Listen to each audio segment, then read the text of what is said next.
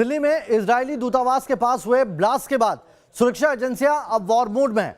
Delhi police की special cell से लेकर एनआईए और एनएसजी की टीम धमाके की साजिश को परत दर परत बेपर्दा करने में जुटी हुई है, तो वहीं मोसाद भी अब आतंक के इन मोहरों का शिकार करने के लिए एक्शन मोड में आ चुकी है।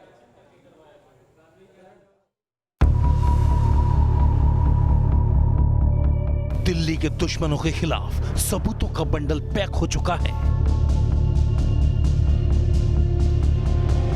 इजरायली दूतावास के पास धमाका करने वालों का हर गुनाह कैमरे में कैद हो चुका है।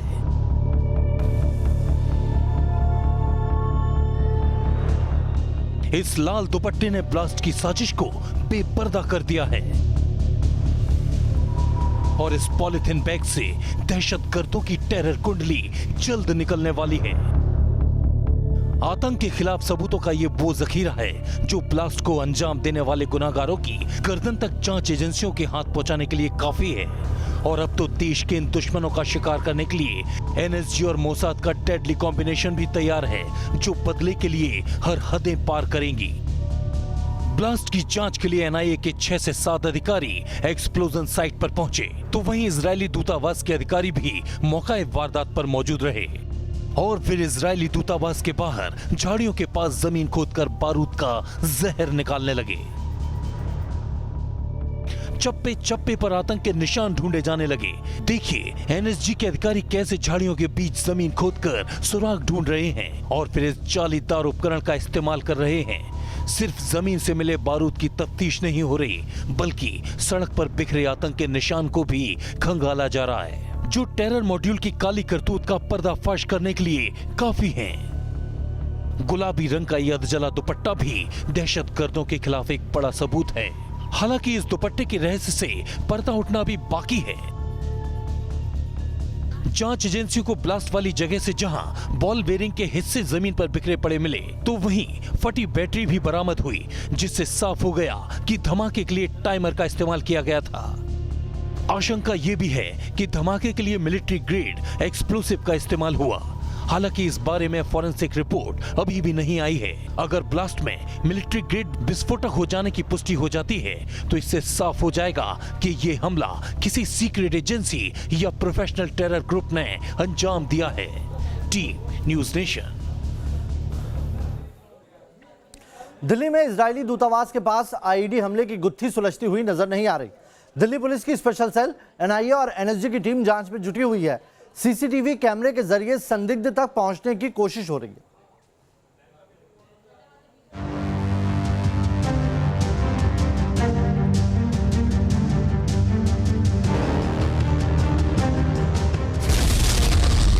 क्या दिल्ली का धमाका ट्रेलर है?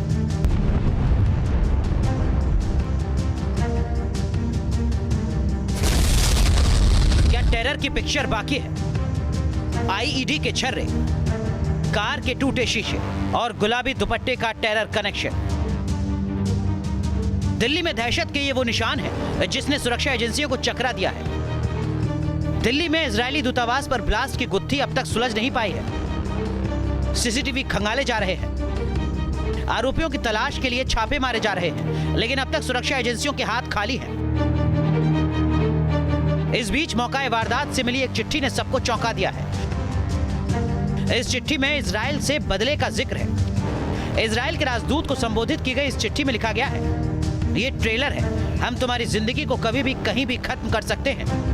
चिट्ठी में दिल्ली में आईईडी ब्लास्ट को ट्रेलर बताया गया, तो वहीं 2020 में ईरानी जनरल और ईरानी परमाणु वैज्ञानिक की हत्या का जिक्र है। चिट्ठी में बदला लेने की भी बात है। अब पुलिस इस एंगल से जांच कर रही है, कहीं इस हमले के पीछे ईरान का कनेक्शन तो नहीं।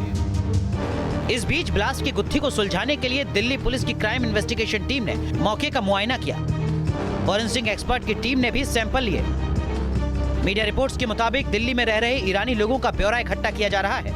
Well, the Ministry of External Affairs, Dr. Jaishankar, called our Ministry of Foreign Affairs. The Foreign Secretary called our DG in the Ministry of Foreign Affairs. The NSA called our NSA. So there is a full collaboration. They, of course, gave their assurances and offered all the support and the protection that we need. And Maulana Abdul Kalam road पर हर बंगले के सामने लगे CCTV footage को खंगाल रहे हैं।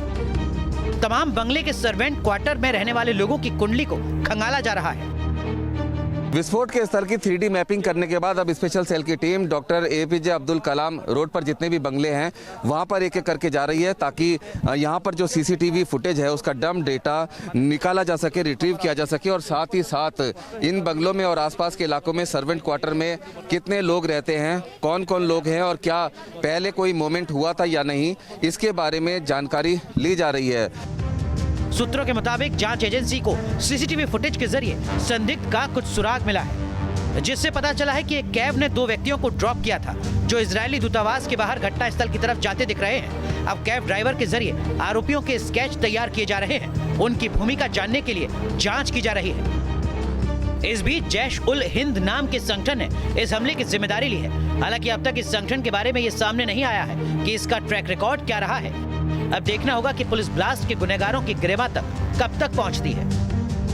Israeli दूतावास के पास धमाका होने के बाद उन तमाम जगह पर सुरक्षा व्यवस्था कड़ी कर दी गई है जहां पर इजरायली नागरिक या ज्यूस आते हैं, उनके ठहरने के स्थान जहां पर वो खाना खाते हैं या फिर उनका धार्मिक स्थल जैसे कि एक खबाड़ हाउस है, ये पहाड़गंज में है और यहां पर भी सुरक्षा व्यवस्था बेहद कड़ी कर दी गई है। वीडियो जर्नलिस्ट जगदीश के साथ मानुल्लाह Khan, news nation, Delhi.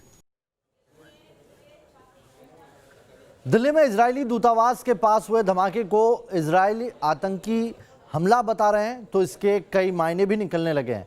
Delhi police को जो सबूत मिले हैं उसमें एक लिफाफा भी है जिसमें सुलेमानी का नाम लिखा है और ये लेटर इजरायली एम्बेसी के नाम है। लिहाजा सुरक्षा एजेंसियां अब ईरान और इजराइल के बीच चल रही तनातनी के एंगल की भी अनदेखी नहीं करना चाहती और इस हमले में इस्तेमाल विस्फोटक आईडी और टाइमर को देखकर लगता है कि इस ऑपरेशन को किसी एजेंसी के अंजाम दिया है।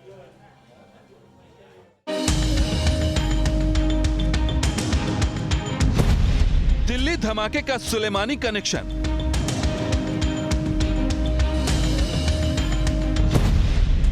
ब्लास्ट का 2012 मॉडल। ये वो सवाल हैं जिनका जवाब सुरक्षा एजेंसियां तलाश रही हैं। धमाके वाली जगह से दिल्ली पुलिस को जो सबूत मिल रहे हैं वो किसी बड़ी साजिश की ओर इशारा कर रहे हैं। घटनास्थल से दिल्ली पुलिस को आतंक का एक लिफाफा भी मिला है और आतंक के इस लिफाफे में चिट्ठी इजराइल एम्बेसी के नाम से आई और शक की सुई ईरान की ओर उठ गई। तब से इजराइल की खुफिया एजेंसी मोसाद एक्शन मोड में है।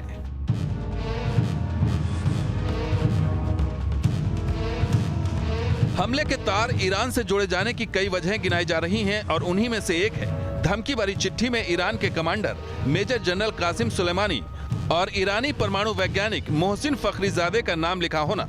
वो सुलेमानी जिसे अमेरिका ने जनवरी 2020 में एक ड्रोन हमले में उसे बगदाद में मार गिराया था और तब से ईरान सुलेमानी की मौत का हिसाब पूरा करने के लिए बदले की आग में जल रहा है। लेकिन आप हैरान हो रहे होंगे कि सुलेमानी अमेरिकी ड्रोन हमले में मारा गया तो फिर ईरान के टारगेट पर इजराइल क्यों है? तो आइए इसका भी खुलासा कर देते हैं। दिल्ली धमाके का सुलेमानी कनेक्शन।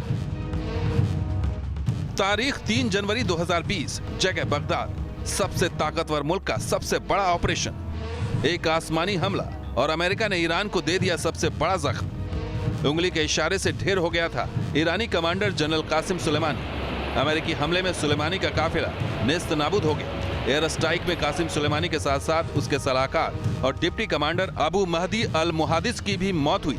इस हमले में कुल 7 लोग मारे गए थे।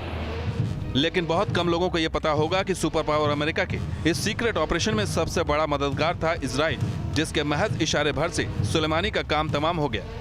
बताया जाता है कि इजराइल की खुफिया एजेंसी मोसाद ने ही अमेरिका को यह जानकारी दी थी कि बगदाद से जो काफिला गुजर रहा है वो कासिम सुलेमानी का है। मोसाद ने ही यह भी बताया था कि कासिम सुलेमानी किस गाड़ी में बैठा है और अमेरिका को सुलेमानी को ठिकाने लगाने का मौका मिल गया। लेकिन ईरान तब से इजराइल से बदले की आग में जल रहा है, इसलिए दिल्ली में इजरायली दूतावास के पास हुए धमाके के तार ईरान से भी जुड़ते नजर आ रहे हैं।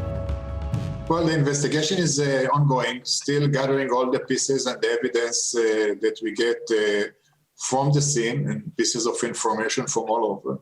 There is a full collaboration between the Indian authorities and the Israeli authorities. And as of now, our assumption, strong assumption, that it is a terror attack that targeted the Israeli embassy. Fortunately, as you mentioned, nobody was hurt, and all the diplomats and their families are safe. Blast का 2012 model. सुरक्षा एजेंसियां फिलहाल अभी किसी नतीजे पर नहीं पहुंची हैं। धमाके से जुड़े हर सबूत को बारीकी से खंगाला जा रहा है, लेकिन यह दूसरा मौका है जब दिल्ली में इजराइल के दूतावास के पास या उसे निशाना बनाने की कोशिश की गई है। साल 2012 में इजरायली राजनयिक की कार पर हमला हुआ था। एक मोटरसाइकिल सवार ने स्टिक बम चिपका दिया था, जिसके कुछ सेकंड बाद ही कार में विस्फोट हो गया। इस हमले में इजरायली राजनयिक की पत्नी घायल हो गई थी। इस हादसे में कुल 4 लोग घायल हुए थे। तब दिल्ली पुलिस की स्पेशल सेल को इस हमले के पीछे ईरानी खुफिया एजेंसियों का हाथ होने की तरफ इशारा करने वाले सबूत मिले थे। As you mentioned, in 2012, there was a terror attack against Israeli diplomats here in Delhi, not far from the embassy. And again, it might be connected, might be a pattern. That's what we are now just investigating, and the investigation is still in its early stages. अब एक बार फिर धमाके का angle Iran Israel की तनातनी की ओर जा रहा है, तो भारत से लेकर इजराइल की खुफिया एजेंसियां वॉर मोड में काम कर रही हैं। संदिग्धों की धरपकड़ हो रही है ताकि धमाके के गुनहगारों को न सिर्फ सलाखों के पीछे धकेला जा सके, बल्कि धमाके की साजिश से जुड़े हर चेहरे का पर्दाफाश भी हो सके। दिल्ली से रुमानुल्लाह खान के साथ टीम न्यूज नेशन। यहां रुक रहे हैं कुछ पलों के लिए, तुरंत लौटेंगे। बने रहिए न्यूज नेशन के साथ।